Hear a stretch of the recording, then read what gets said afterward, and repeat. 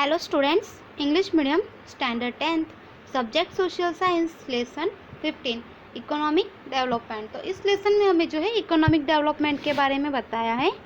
Every persons morning begins in a different way. Many peoples led their life full of the material pleasures, but maximum people of the world are seen the struggling for existence.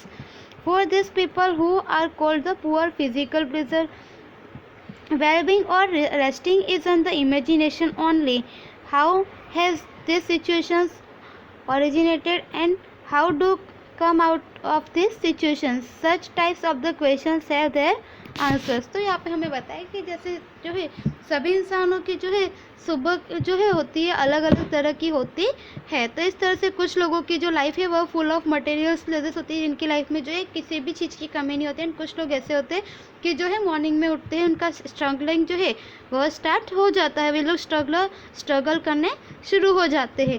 तो इस तरह से जो poor physical pleasure जो माने जाते हैं उन लोगों के लिए जो है रेस्ट वगैरह यह एक आराम, यह जो है ओनली इमेजिनेशन मानी जाती है। तो यह जो कंडीशन है यह सिचुएशंस किस तरह से होती है एंड इनके आंसर्स जो है वह किस तरह से दे सकते हैं उसके बारे में बताया है। इकोनॉमिक डेवलपमेंट, तो यहाँ पे हम जानेंगे इकोनॉमिक डेवलपमेंट क्या है। In today's modern world every country is trying to achieve the development, but development is not confined to economic development only. It is a process of a social changes having many phases. तो यहाँ पे हमें बताया कि today's जो है अभी जो है सभी लोग जो है सारी कंट्रीज जो है यहाँ पे डेवलपमेंट अचीव करने के लिए जो है कोशिश कर रही है, लेकिन डेवलपमेंट यानी जो ओनली है इकोनॉमिक डेवलपमेंट नहीं बल्कि सोशल चेंजेस भी होना चाहिए।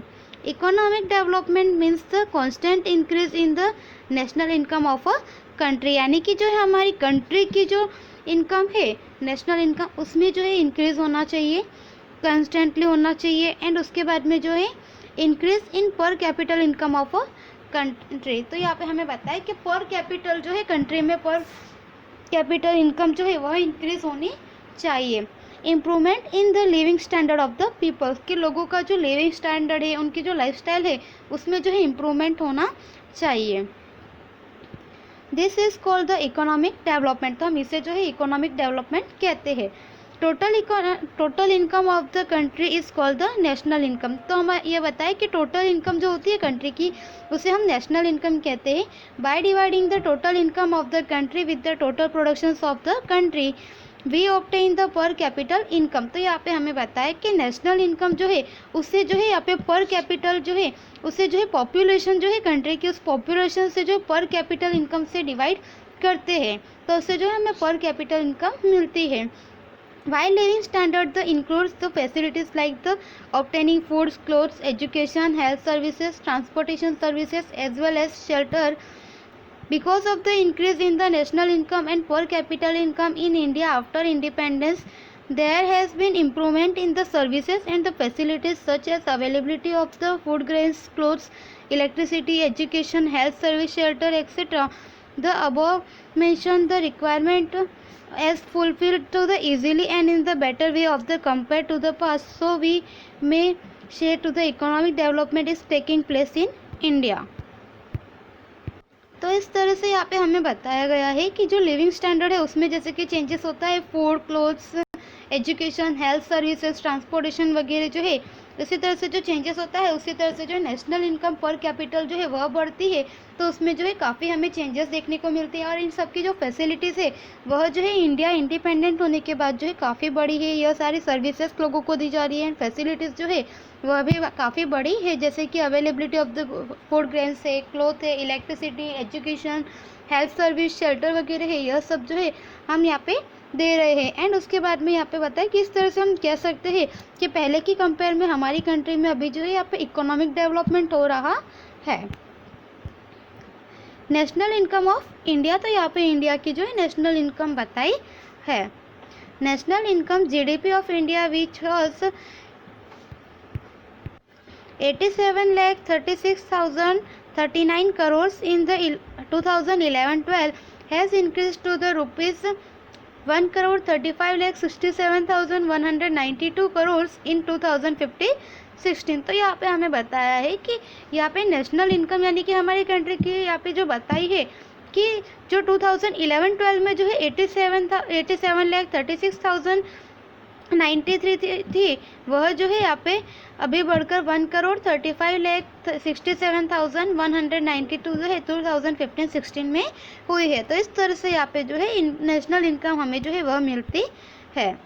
Difference between the economic progress and the economic development, तो यहाँ पे हमें जो है economic progress and economic development के बीच का जो डिफरेंस है वह एक्सप्लेन किया है। In ordinary sense the economic progress as well as the economic development both the word show an increase, but there is a lot of difference between both of them. There are as follow. On the basis of the development process, तो यहाँ पे हमें कहा है कि development process जो है उसके बेसिस पर हम किस तरह से इसे जो है यहाँ पे डिफरेंस जो है वह कर सकते हैं। Economic development is a qualitative while economic progress is a quantitative. Economic development is the first stage and while the economic progress is the stage after the economic development. तो यहाँ पे हमें बताया है कि इकोनॉमिक डेवलपमेंट जो है यह एक क्वालिटेटिव है एंड इकोनॉमिक प्रोग्रेस जो है वह क्वांटिटेटिव है। एंड यहाँ पे हमें बताया कि इकोनॉमिक डेवलपमेंट जो है यह फर्स्ट स्टेज है एंड उसके बाद में जो है इकोनॉमिक जो है प्रोग्रेस वह होता है। एंड नेक्स्ट हमें यहाँ पे बताया है according to the changes taking place in the economy की इकोनॉमी की प्लेसेस जो है किस तरह से चेंज हो रही है, उसके बेस पर हम किस तरह से इसे जो है डिफरेंस कर सके है। On the basis of the new researches in the economy, increase in the productions is economic development. Because of research is the hybrid seeds in the agriculture sectors, there has been manifold increase in the agriculture productions. This shows the economic development. On the other side, when there is an increase in the agriculture productions, because of the increase in the agriculture land is called the economic progress.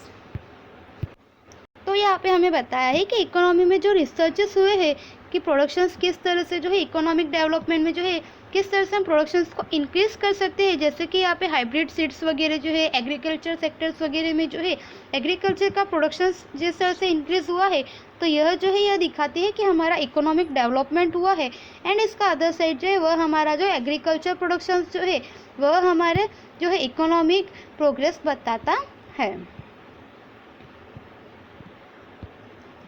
In reflections in relation to development and the developing nations, तो यहाँ पे हमें develop and the developing nations के बीच का जो difference है वह बताया है। Difference is seen in the both of them in the relations to develop and developing the nations also.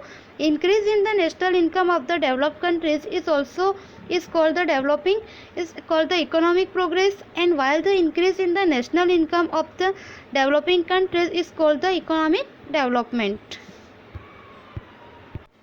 तो यहाँ पे हमें बताया कि जो डेवलप कंट्री में जो यहाँ पे इनकी नेशनल इनकम इंक्रीज होती है तो उससे जो है हम इकोनॉमिक प्रोग्रेस कहते हैं। एंड डेवलपिंग कंट्रीज में जो नेशनल इनकम इंक्रीज होती है तो उससे जो है इकोनॉमिक डेवलपमेंट कहते हैं।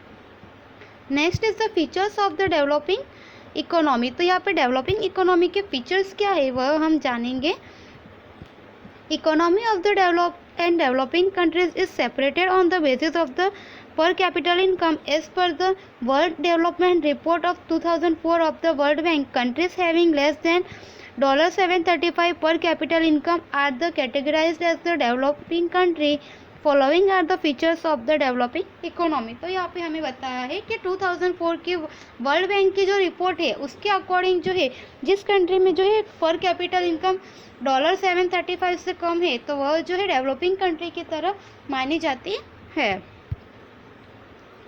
लेस पर कैपिटल, तो first feature is the less per capital.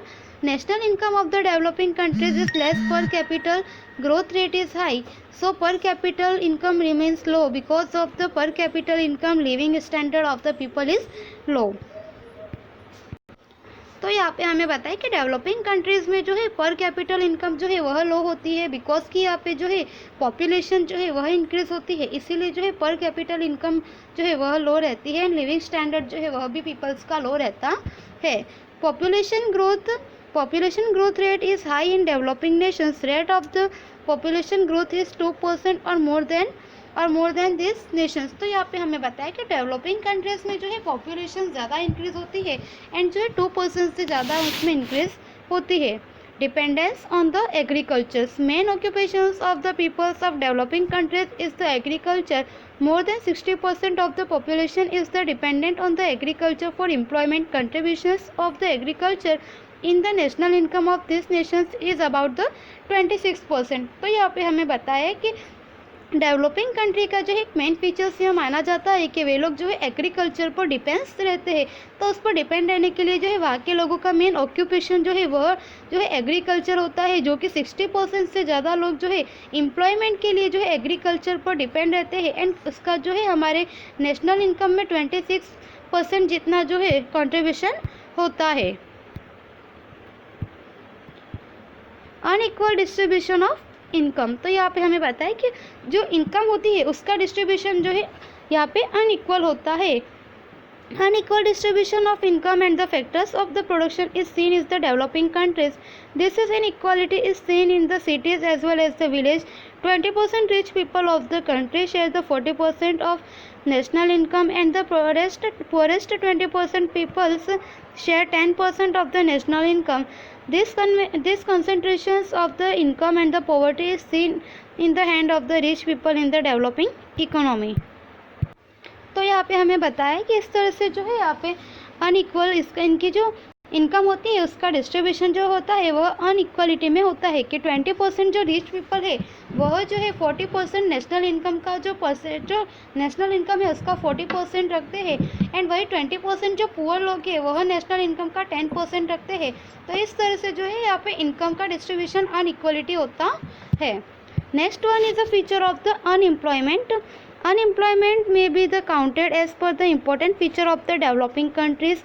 In these countries, ratio of the unemployment is more than 3% of the total labor. In these countries, different types of the unemployment may be seen. Example, the seasonal unemployment, distinguished unemployment, and the industrial unemployment, etc. Moreover, the period of the unemployment is a very long. तो यहाँ पे हमें बताया कि unemployment जो है यह एक मेन फीचर डेवलपिंग कंट्रीज़ का माना जाता है। एंड यहाँ पे जो है टोटल लेबर्स के जो है उसके 3% से ज़्यादा लोग जो है अनएम्प्लॉयमेंट होते हैं। वे डिफरेंट टाइप्स के अनएम्प्लॉयमेंट होते हैं, लाइक सीजनल अनएम्प्लॉयमेंट होते हैं, डिस्टिंगाइज अनएम्प्लॉयमेंट होते हैं, इंडस्ट्रियल अनएम्प्लॉयमेंट वगैरह होते हैं। Next one is poverty. Poverty is also a feature of the developing economy. People who are not able to satisfy their primary necessities like the food, clothing, shelter, education and the health are called the poor. In developing countries, such peoples constitute 1/3 of the total population. तो यहाँ पे हमें बताया कि poverty जो है यह भी इकोनॉमी जो है डेवलपिंग इकोनॉमी का एक मेन फीचर है कि यहाँ पर जो है लोग जो पुअर लोग होते हैं वे अपनी जो नीड्स होती है प्राइमरी नीड्स उन्हें भी वे सेटिस्फाई नहीं कर सकते, जैसे कि फूड, क्लोथ, शेल्टर, एजुकेशन वगैरह जो है वे इन नीड्स को भी जो सेटिस्फाई नहीं कर सके। तो इस तरह से जो है 1/3 पॉपुलेशन जो है वह जो है यहाँ पे पॉवर्टी में रहते हैं। Next one is the dual economy. The economy of a developing country is based on the dual or the mixed economy. On one side, backward farming, old machinery, orthodox social structure, less productions are seen in the village. On the other side, there are the cities having the modern industries, new productions, process, modern implements and the modern sophisticated lifestyle. तो यहाँ पे हमें बताया कि dual economy की वजह से भी जो है ऐसी मिक्स सिस्टम हमें देखने को मिलती है, जैसे कि विलेजेस वगैरह में जो है यहाँ पे जैसे कि एग्रीकल्चर वगैरह में ओल्ड मशीनरी का यूज़ होता है, वहाँ पे जो है ऑर्थोडॉक्स सोशल स्ट्रक्चर्स होता है, लोगों की जो सोच वगैरह होती है वह काफ़ी पुरानी होती है, वहाँ पे लेस प्रोडक्शंस होता है विलेजेस में वगैरह। वही अदर साइड अगर हम सिटीज़ में देखें तो वहाँ पे जो है मॉडर्न इंडस्ट्रीज़ वगैरह होती है, टेक्नोलॉजीज़ वगैरह को जो अडॉप्ट किया होता है एंड यहाँ पे जो मॉडर्न इम्प्लीमेंट्स वगैरह होता है, लोगों की लाइफस्टाइल भी सोफिस्टिकेटेड होती है। तो इस तरह से ड्यूल इकोनॉमी की वजह से भी जो है हमें काफ़ी यहाँ पे फेस करना पड़ता है। Insufficient infrastructure facilities. तो यहाँ पे हमें बताया कि इंफ्रास्ट्रक्चर की फैसिलिटीज़ जो है वह इनसफिशिएंट होती है। Crucially the vital infrastructure facilities like the education, transportation, communication, electricity, health facility, banking, etc. are less lacking in developing the countries, which hinders the development of a nation. तो यहाँ पे हमें बताया कि डेवलपिंग कंट्रीज़ में यह सारी जो फैसिलिटीज़ होती है like transportations, communications, electricity, health facility वगैरह, यह जो है यह सफिशिएंट नहीं होती है। जिसकी वजह से भी यहाँ पे ऐसा होता है। Next, form of international trade. The structure of the foreign trade of developing countries is different. These countries mainly export agro product and the farm product as well as the mineral oils. This type of the products have less demand and the low rates, so less income is gained by the exporting these goods. तो यहाँ पे हमें बताया है कि जो यहाँ पे ऐसे डेवलपिंग कंट्रीज़ होती है वे जो है ज़्यादातर यहाँ पे एग्रीकल्चर बेस्ड प्रोडक्ट्स जो होते हैं उनको एक्सपोर्ट करते हैं। फार्म प्रोडक्ट्स वगैरह जो होते हैं, मिनरल ऑयल्स वगैरह, उनको जो है वे लोग एक्सपोर्ट करते हैं, जिसकी जो है यहाँ पे डिमांड भी कम होती है एंड रेट भी जो है लो होती है, जिसकी वजह से जो है यहाँ पे एक्सपोर्टिंग गुड्स में जो है हमें ज़्यादा इनकम भी नहीं मिलती है। While the imports include the industrial products and the machinery, at the cost of this product is the more, so the expenses or the import rises such as the conditions of the foreign trade and the adverse there is the income and the foreign debt. Due to the above mentioned features in the developing countries, as Indian economy is developing, all these features are related to India is a greater or the lesser measure. तो यहाँ पे हमें बताया है कि जैसे हम कुछ जो यहाँ पे मशीनरी वगैरह जो भी है जो कि हम इंपोर्ट करते हैं उनकी जो है काफ़ी हाई रेट होती है, उनकी जो है प्रोसेस, उनकी जो प्राइस वगैरह जो है वह ज़्यादा होती है, जो कि हम फॉरेन से यहाँ पे जो है ऐसे फॉरेन से जो है हम उससे इंपोर्ट करते हैं, जिसकी वजह से डेट जो है वह भी बढ़ जाता है। तो इस तरह से जो है डेवलपिंग कंट्रीज़ के हमने जो फीचर्स देखे वो सारे फीचर्स जो है हमारे इंडियन इकोनॉमी में हमें देखने को कम और ज़्यादा देखने को मिलते हैं।